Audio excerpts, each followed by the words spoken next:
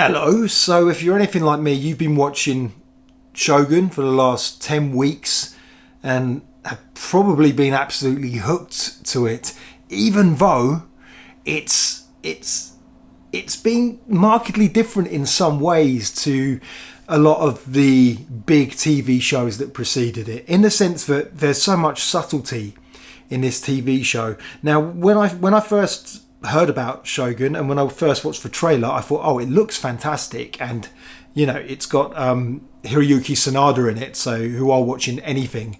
Hiroyuki Sanada is one of those actors who, even when he turns up in a trash film, he makes that film, at least, like if you're marking points on that film, he makes it one point better. He's just one of these guys that just always lends a sense of class to things. I've been a massive fan of his ever since he starred in a film called The Twilight Samurai, which I think he made in the same year that he made The Last Samurai. And the great thing about The Twilight Samurai is that it's such a rebuke of The Last Samurai. The Last Samurai is very much perhaps about this. I'm Western, of course, so it's not like I'm talking from a position of knowledge about these things, but it does feel like a Westerner's fantasy of Japanese samurai life. And then The Twilight Samurai seems to be very different. It's about just a man who ultimately has gone through some difficult things in his life, and he just wants to live a peaceful, happy existence, but he keeps getting dragged into conflict by honour and the strictures of the society that he's a part of. So he's always good. But still, I have to say, when I saw the previews, and it's mainly because I didn't know much about James Clavell's novel, and I don't think I'd really properly watched the previous TV version of Shogun, even though it's got another one of my favourite actors ever in it, which is Toshiro Mifune, who I might talk about a little bit in a little while. But the impression I got was that, oh, it's a white man coming to Japan, and is it going to be like Avatar and Dances with Wolves? You know, that kind of narrative. White guy shows up and he's like the saviour, and oh, he's so foolish and ignorant of the ways, but soon he becomes better at the sword than all of them and ends up ruling them all by merit.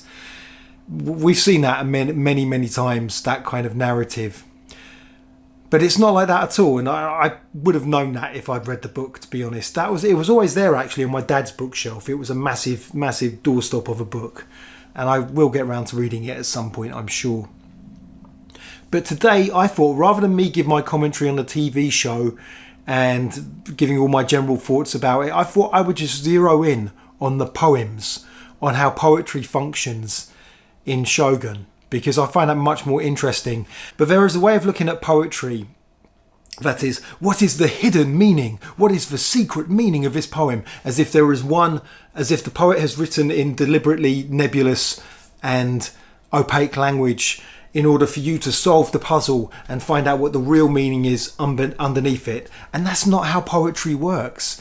And it's not how analysis of poetry works either. And I think when you're at a degree level, you have to be at the point where you realise there are many ways of reading a poem. There are many avenues, critical viewpoints you can take and stances you can take, and some of them are better for reading the poem than others, but that doesn't mean that we can't compare different interpretations of a poem, whereas a lot of these revision sites often only just present one monolithic reading of the poem. And I think poetry features in the same way in Shogun, and I think if we want to look at the poetry of Shogun, yes, we should look at the characters, perhaps what they're trying to say implicitly, but we should also try and judge them as haiku in their own right as well. So I also have a bee in my bonnet about haiku, particularly how Westerners look at haiku. And again, I'm not an Eastern person, I'm not Japanese, and I'm not an expert in haiku. Even though I teach poetry, I am very much an enthusiastic amateur when it comes to haiku. But I do love reading texts on haiku, I do like reading historical texts on haiku, and I love reading haiku. Now, the reason why I don't read a lot of, I can't speak authoritatively about a lot of Japanese haiku is because I don't speak Japanese. And I think to a certain point you really have to read them in their own language because of the sound of it and everything like that, which leads me to something about English haiku that I want to get out of the way very quickly. So most people who write haiku write it in English and stick to the syllabics. Now, I think that's not a good thing. In fact, most people, what they do is they write what you could call a senryu, which isn't really a haiku. in the sense that they'll write an aphorism. They'll write normally a witty aphorism, sometimes writing it in a particular jokey tone, like, oh, I'm using a very serious art form like the haiku, but I'm writing something silly because I'm such a quirky Westerner. And I really do. I don't like to use the word hate much, but I genuinely hate those poems. I think those poems are a load of tawagoto. That's what I think they are. So a haiku really is a poem that takes two images. Now, Westerners write it as a three-line poem, but actually, when we look at them in the Japanese, they appear as one line. The division into three lines was a particularly Western thing. That said, in the Japanese, they are syllabically divided, so there is still a 5-7-5 division of syllables. But even with syllables, in Japanese, it's not the same as we think of syllables in the UK or anywhere else in the West. Syllables, what they use instead of syllables are breath sounds. And so these are particular sounds which I've not even got to the bottom of what they are, but they're quite distinct, firstly, to what we might consider syllables. Often one syllable can actually break up into more sounds in the Japanese. Secondly, so that's why translations of haiku from the Japanese in English are often shorter than 5-7-5 syllables. Secondly, there are normally two images in the haiku. Actually, before I get to that, also, in English poetry, English is a stressed language. So normally when we look at something like iambic pentameter, shall I compare thee to as some as they, we're breaking it down into stressed and unstressed syllables. The ear, the English speaking ear or the English understanding ear is not very good at picking up on individual syllables. It's much better at picking up on the stresses, those beats, those implied beats. And that's really where English prosody and meter, that's where it comes from. Japanese as a spoken language is much easier to pick out those breath sounds that are within the haiku in the same way that we can hear five stressed syllabic beats. So that's a basic primer on the rhythm of haiku and why many haiku poets in English who write what's seen often as the best English language haiku or the best translations of Japanese haiku don't use the full 17 syllables. But at the same time, the thing that makes a haiku is a few things. Firstly, the use of a kigo, which is a kigo is a seasonal word. So normally it's the season in which it's being written. And in Japanese poetry, like Japanese culture, nature is the primal vocabulary of imagery, I would say. So a lot of Japanese poetry doesn't truck with the abstraction that we might find in some English poetry.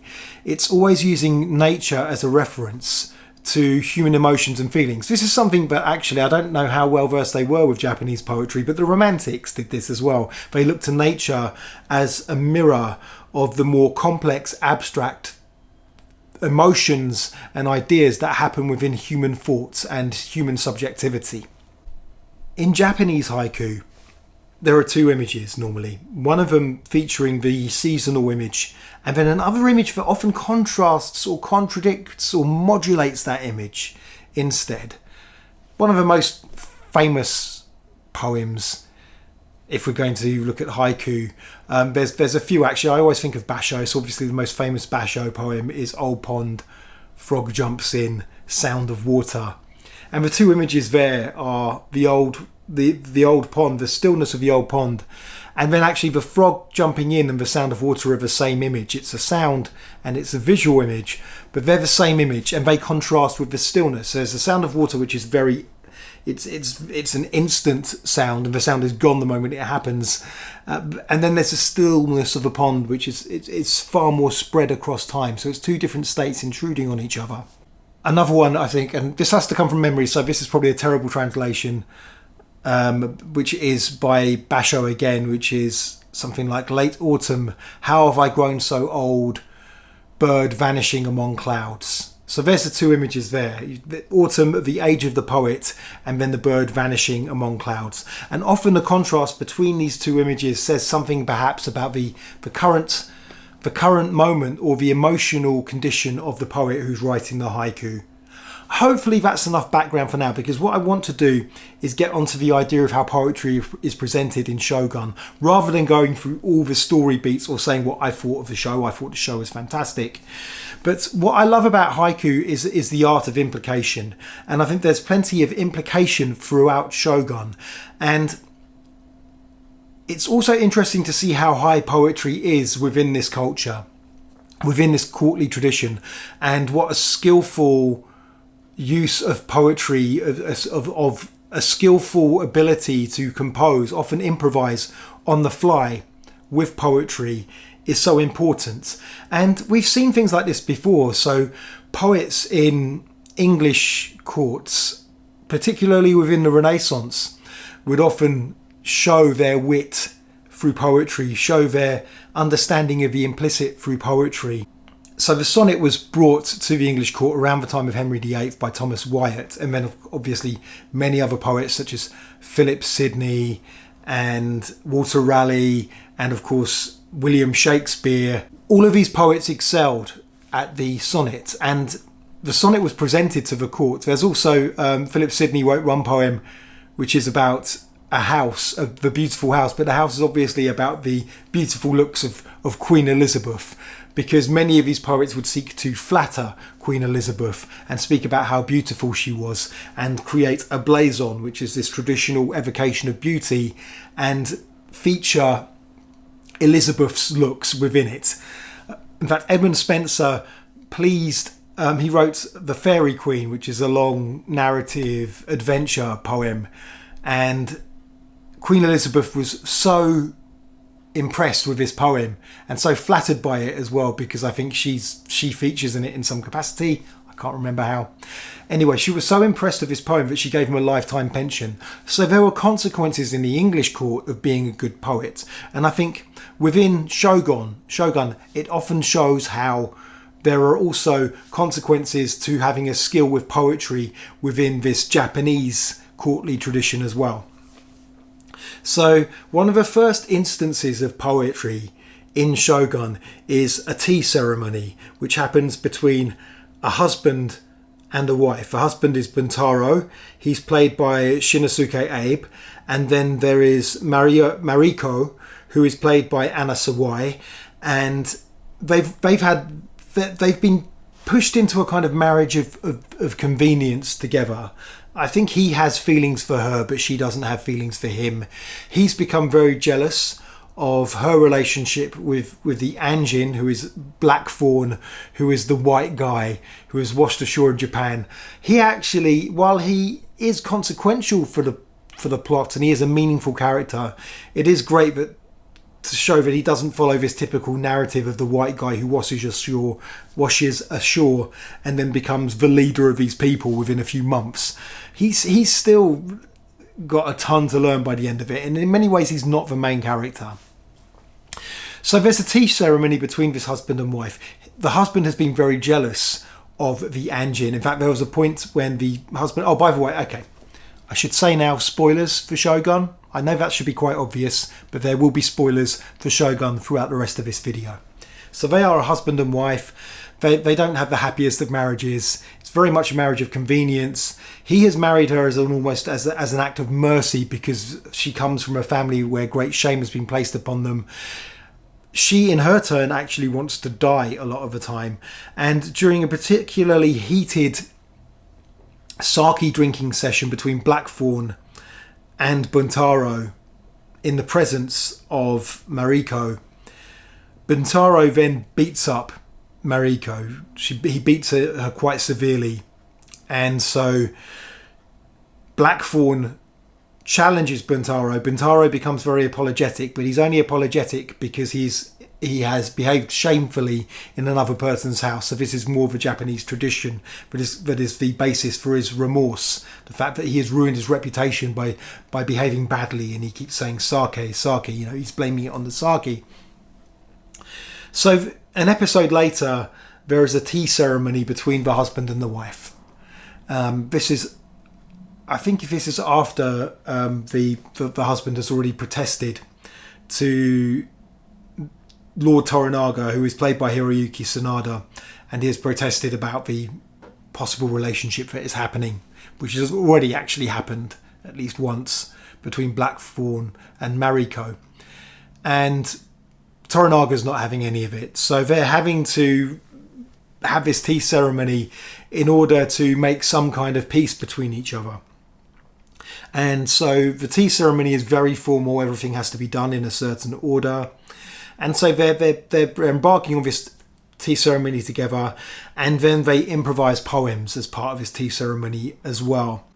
The poetry begins with Mariko saying, "The scent of plums detaches from the blossoms and leaves off into the distance." And Buntaro replies, "The mind is drawn where the wind carries the detached scent." So plums is very much a springtime image. The image of blossoms is obviously also a staple in Japanese poetry for describing springtime imagery. But we should also look at that personal context as well. And part of that personal context is this idea and perhaps a desire for separation. The fact that the scent of plums detaches from the blossoms and leaves. By the way, I'm going with the subtitles of the Disney Plus version, so these might not be definitive translations. So the scent of plums detaches from the blossoms and leaves off into the distance. Now, what could be hinted at here is the desire for separation. Mariko does not want to be, and she states this quite emphatically actually a few minutes later. She does not want to be with Buntaro, and she certainly doesn't want to be with him after he's got drunk and beaten her up as well. And his reply, I think, says, "The mind is drawn where the wind carries the detached scent." It's almost like he's saying, "I wish I could let you go, but I can't stop thinking about you. You are always in my thoughts. I'm obsessed with you." I think it's quite obvious that he is in love with her, despite him always reminding her quite spitefully of her low birth, perhaps because he feels that she should be more grateful for him marrying her, and therefore her not seeing it as a sacrifice from him in order to help her to be reintegrated into the society despite the shame of the family that she's come from. Now, later on, he suggests that they both commit seppuku in protest of their lord, Toranaga, who has decided that he is going to travel to Osaka and face the judgment of the other lords, the other rulers. And the whole program has been based on these tensions and this conflict between all the rulers. And that's because another ruler called Ishido is making a kind of power grab. He's the one, the shogun, the previous shogun has died. He has an heir, but his heir is very young. And so he is making his big pitch, really, to be the supreme leader, while he's pitching it as unity between all these caretaker lords who've been appointed. Ultimately, he is trying to solidify his power over everyone. And when he is among the other lords, he's definitely pitched as the leader, the one telling them all what to do. But Toranaga is not one who wants to follow his leadership. And so, previous to this, Toranaga's brother has turned up because of this conflict, which has been exacerbated by some hasty actions from Toranaga's son. But Toranaga's brother appears, and Toranaga is hoping to make an alliance, but actually Ishido has already convinced the brother to betray Toranaga. Now, Toranaga might have known this already, and so Toranaga is the lord of Mariko, he's the lord of Blackthorn, and he's the lord of Buntaro. But after this betrayal from his brother, Toranaga knows he doesn't have a big enough army. His army has already been decimated by an earthquake, so he knows he just doesn't have the feet on the ground to take on Ishido and the other feudal lords. And so he sought to make this alliance with his brother, but once his brother has turned to Ishido as well and betrayed him, he's saying that we can't win this fight, so he's going to go to Osaka and surrender and probably commit seppuku as well. And so during the tea ceremony, Buntaro suggests that he and Mariko can both kill themselves in protest of their lord's, what's seen as their lord's surrender, the shame of his surrender, the cowardice of his surrender.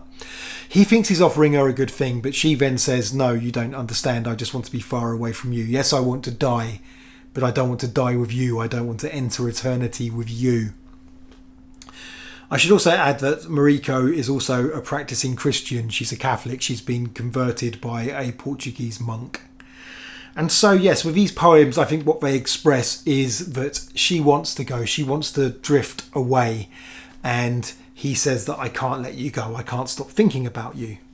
You are, when he talks, especially when Buntaro says the mind is drawn where the wind carries the detached scent, he's very much saying that she's the focus of his attachment as well. Okay. So this protest against the seeming cowardice or the seeming surrender of Toranaga, and I think it's implied quite early on that Toranaga, he's not really surrendering. He has a plan. But all these lords are saying, well, tell us your plan at least. We can't just deal with the shame of surrendering. Now Toranaga is trying to say to them, look, you just have to do what I tell you to do, and I am surrendering. He keeps on trying to tell them that, no, this is very sincere, I am surrendering. And they're saying, come on, really? Are you really surrendering? Or is this like part of a plan? If it's part of a plan, just let us know.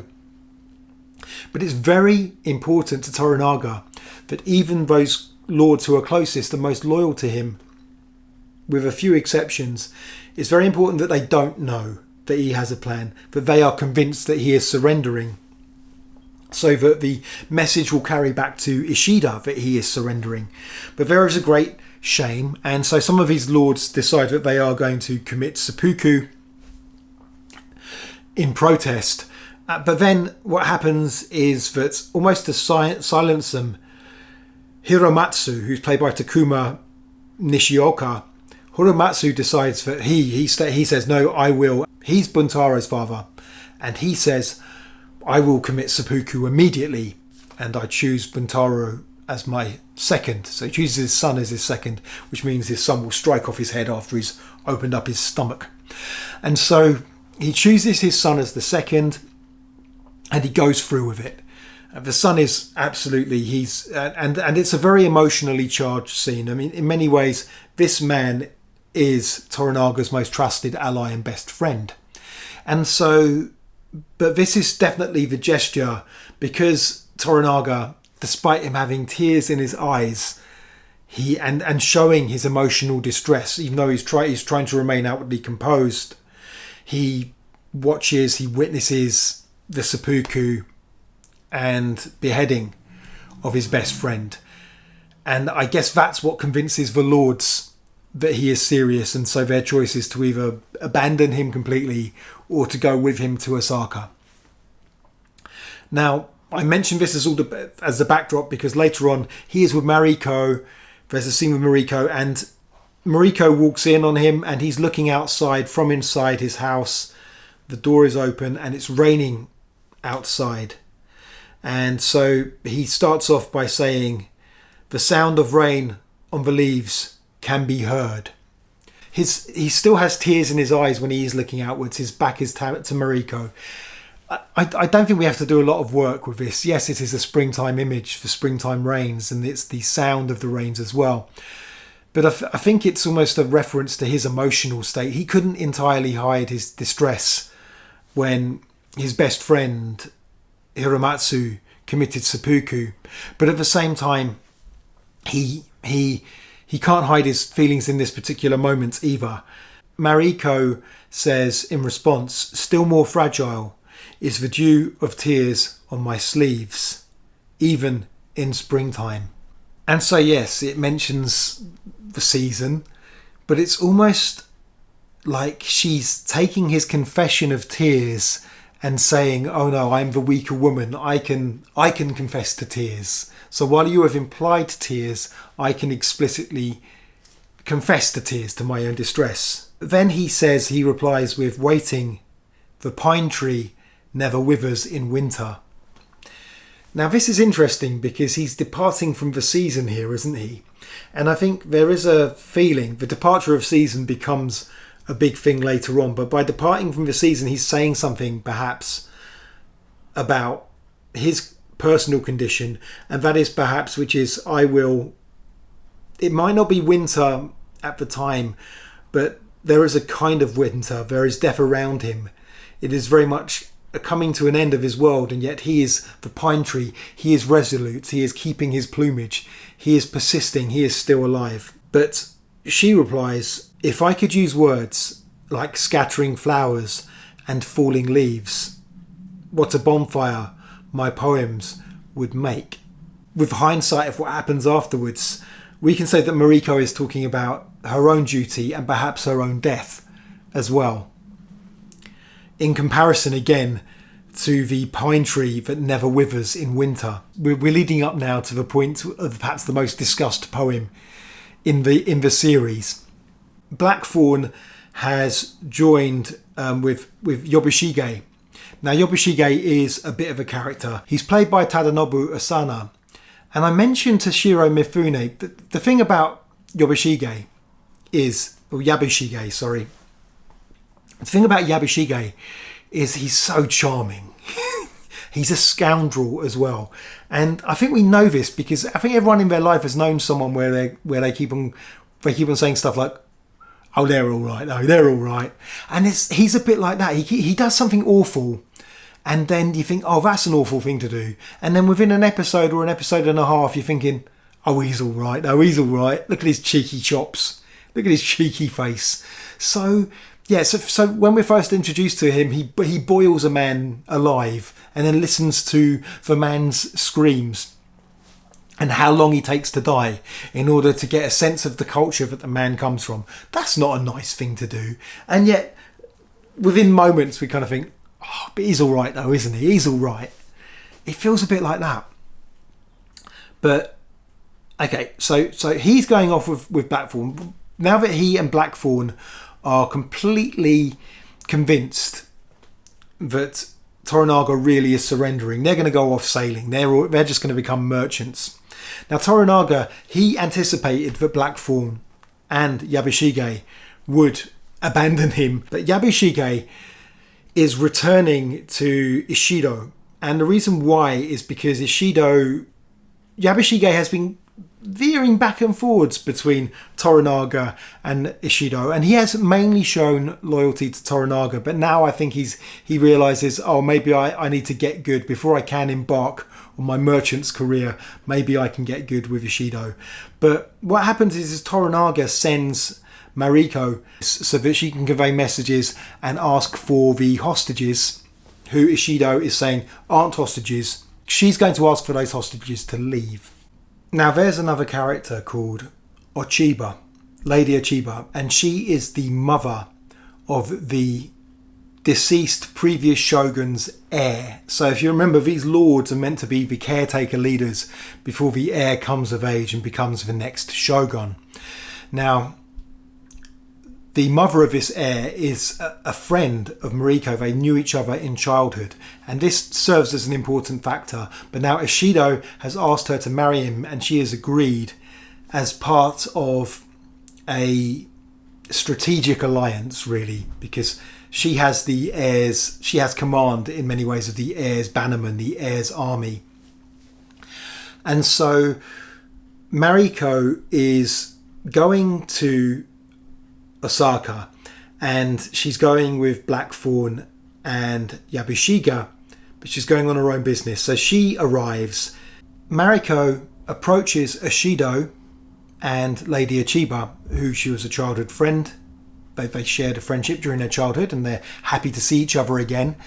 And Lady Ochiba says, oh, Mariko is a fantastic poet as well. She says, maybe we should have a poetry competition, and maybe you can submit the first link for the renga, or for to be used in the poetry competition. And Mariko offers this poem: while the snow remains veiled in the haze of cold evening, a leafless branch.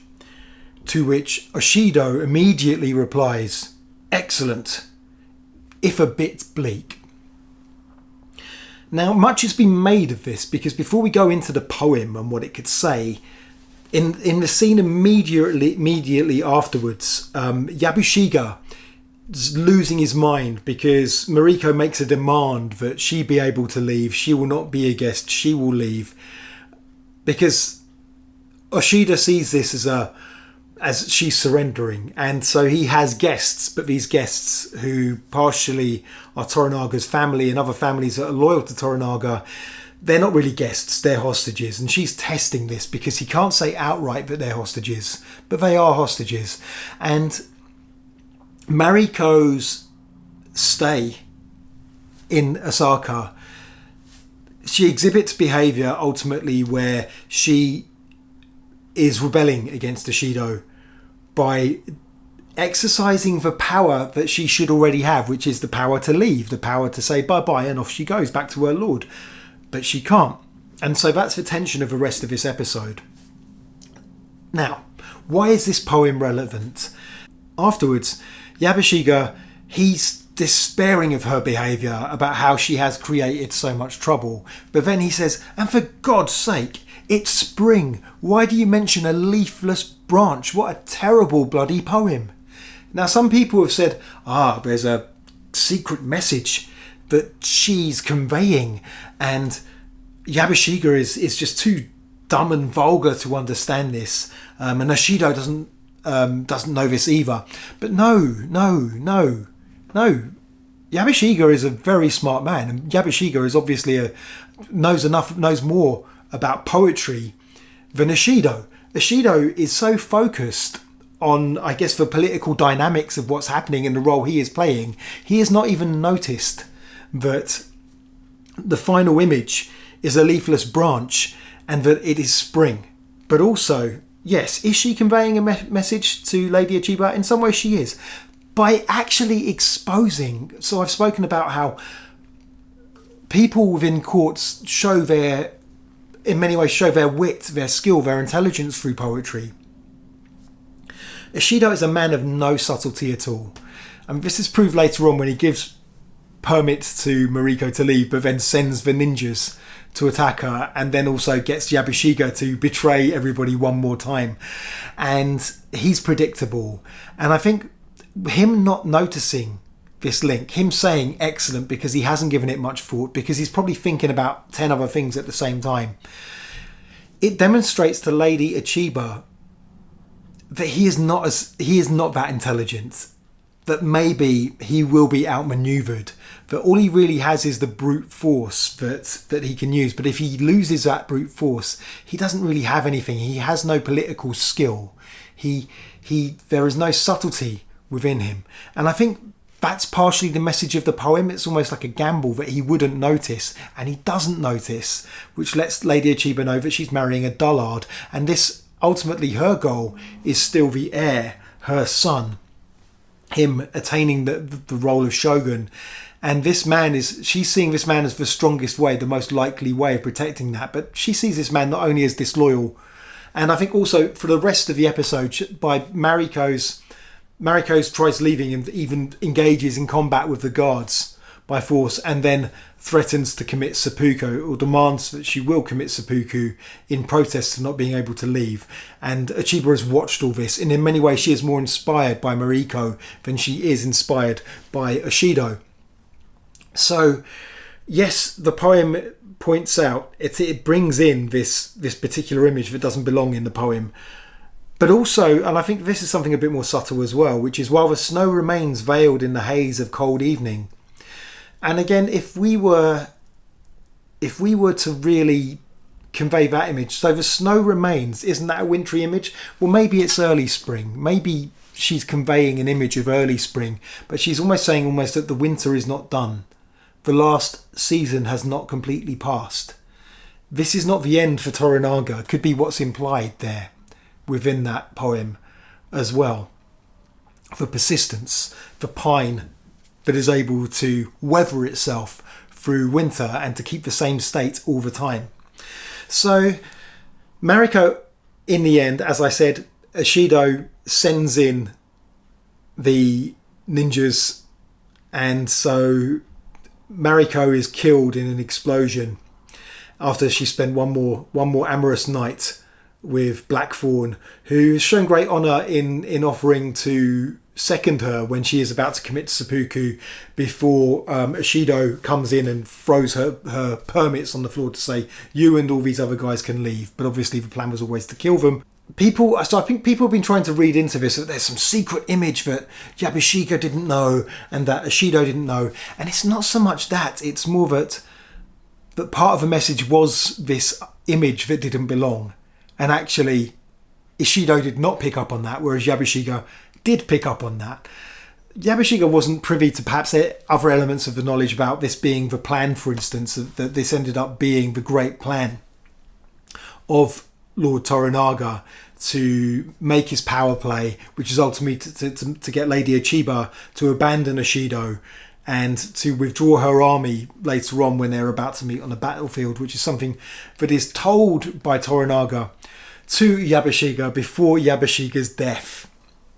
Now, after finding out about Yabushige's betrayal, Toranaga tells him, I expect you to open your stomach in the morning.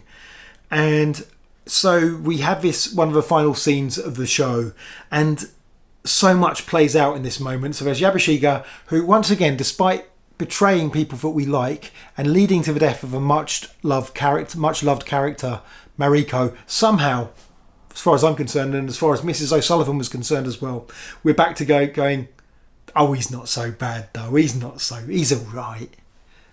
Because the charm that he's portraying him with. And actually that's why I mentioned Toshiro Mifune, because if you see Toshiro Mifune in the earlier TV version of Shogun plays Toranaga, but there's something about Yabushige in this version that reminds me of other roles played by Toshiro Mifune, particularly in Seven Samurai and a few others, where he kind of plays this bit of a charming rogue in some ways, and that's certainly what's happening. That's what Yabushige, the vibe he gives off.